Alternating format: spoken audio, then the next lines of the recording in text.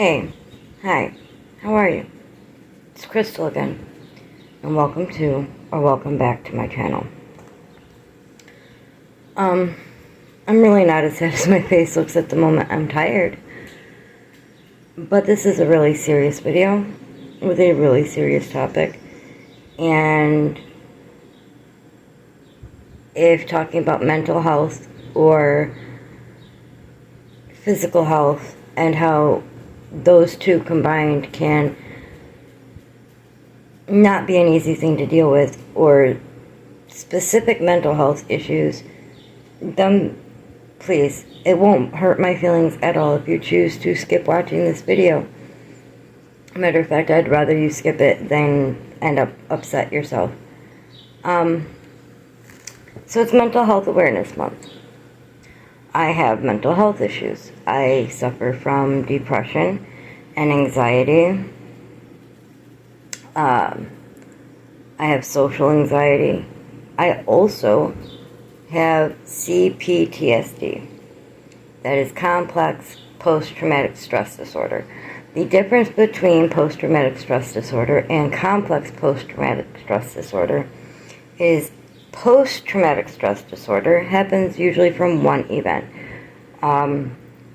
You see a car accident, you're in a car accident, etc. One event. Usually. Complex post-traumatic stress disorder, however, is brought about by years of trauma. Usually from the same source. However, when I was 17, I was diagnosed with PTSD. I don't know if they had complex PTSD as a diagnosis back then. It would have qualified as complex PTSD, but they diagnosed me as PTSD.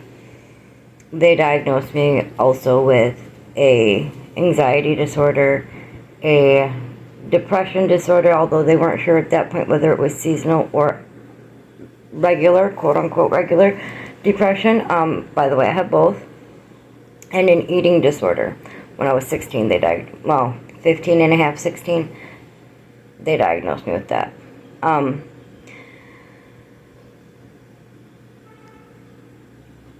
I don't have events every day that trigger a reaction from me with my CPTSD. I don't. Sometimes if I hear a loud noise, I flinch. A loud voice, I'll flinch or jump. I have nightmares almost every night.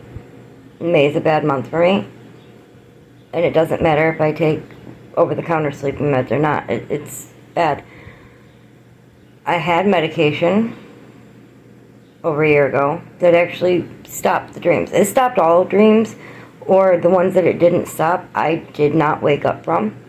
My sleep pattern currently is mostly I sleep for 5 to 10 minutes. I wake up, I look around, I go back to sleep, even with sleeping medication. Sometimes I don't go right back to sleep. Sometimes I'm awake longer, and if I'm asleep long enough to have a dream, then usually it's a nightmare. The eating disorder, however, I recovered from. Okay, you don't ever heal or fully recover from an eating disorder. Your body might, but your brain's not going to.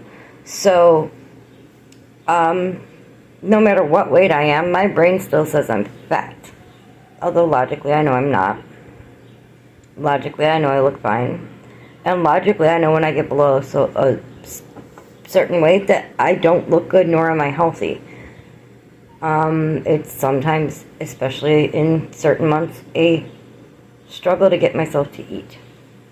It's got nothing to do with the PTSD, CPTSD. It just honestly goes hand in hand, because the worse my mental health is, the more I don't remember to eat, because I had trained my body not to eat many, many years ago. I was a teenager. Many, many years ago.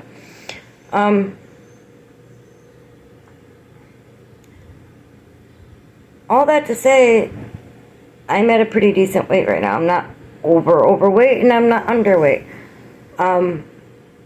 As bad as May is for me, I'm still getting up every day. I'm still going to work. I'm still cleaning the house. I'm still cooking food. I'm still mostly eating every day. I mean, there was Saturday and Sunday I ate ice cream every night, both nights. But it was 90-something degrees, and I really didn't want to eat anything else. And no, ice cream's not good for me because I'm lactose intolerant. I suffered for it. The other thing about having a mental health problem, or many mental health diagnoses, is the fact that if you have any chronic illness, or if you become ill, they can kind of work against each other. And I did this because, and not this, because it's more like, okay, my kidneys are driving me up the wall. They hurt really, really bad. I'm passing kidney stones. It's getting worse.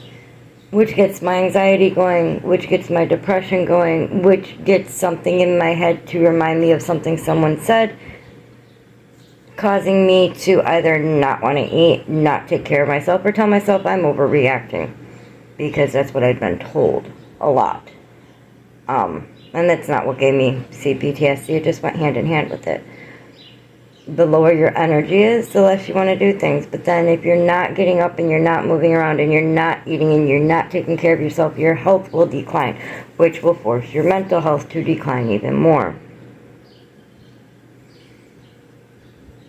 It's okay not to be okay. It really, really is. And yeah, everybody suffers with something, everybody struggles with something, everybody fights something. But it's okay to just not be okay.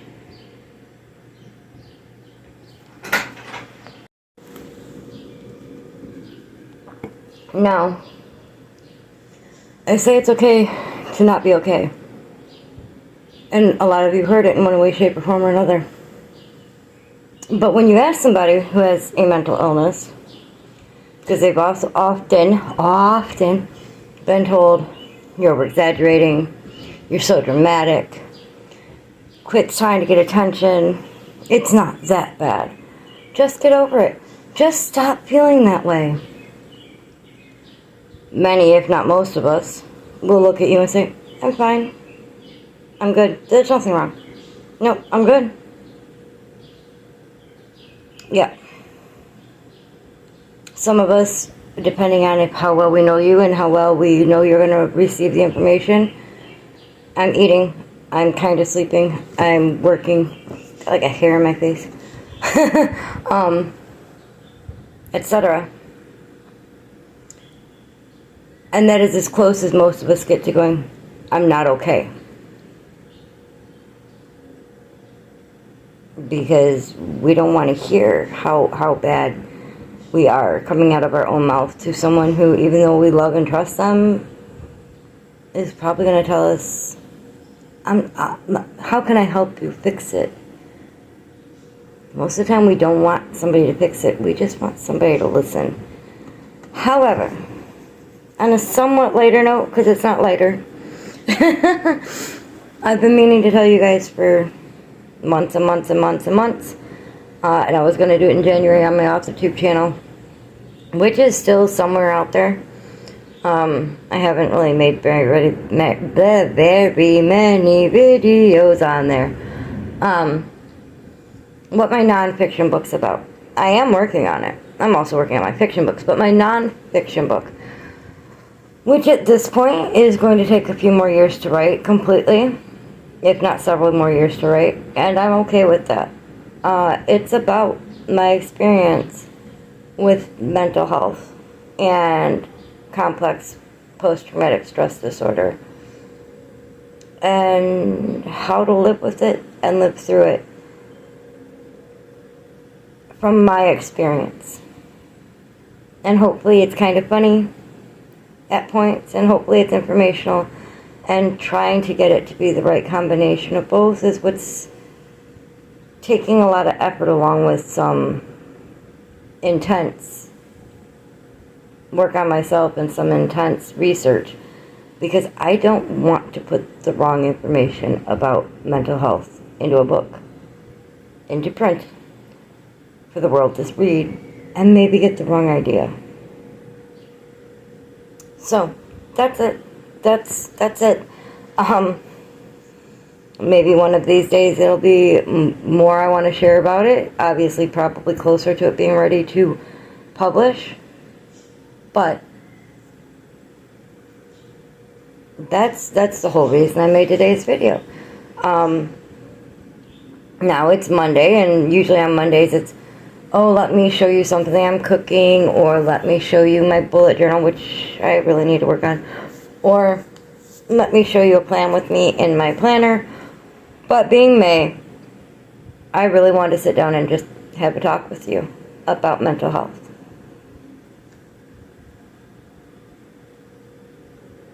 I hope you're okay. And if you're not okay, it's okay not to be okay. Tomorrow's another day. Just stick around to see it. And if you ever need to talk, and you don't feel like any of your friends or your family or anybody who knows you or whatever will listen, send me a message. I'll talk. I'll listen. You don't even have to ask me to say anything. I'll just listen. We could talk about video games if you wanted to. Sometimes you just need an ear. But I'm not a therapist. And I know it takes a long time usually to find one that you like, let alone get an appointment. And I do suggest that if you're struggling with your mental health, to find a therapist. And even if you don't like commitment, and even if you don't want to talk about your feelings, maybe go. And if you need medication, there's no stigma to it. We all need a little help sometimes. Alright, everybody. I hope you had an amazing weekend. And I hope that you have an amazing rest of the week. And I'll see you on Saturday for the weekly wrap-up. Take care of yourselves out there.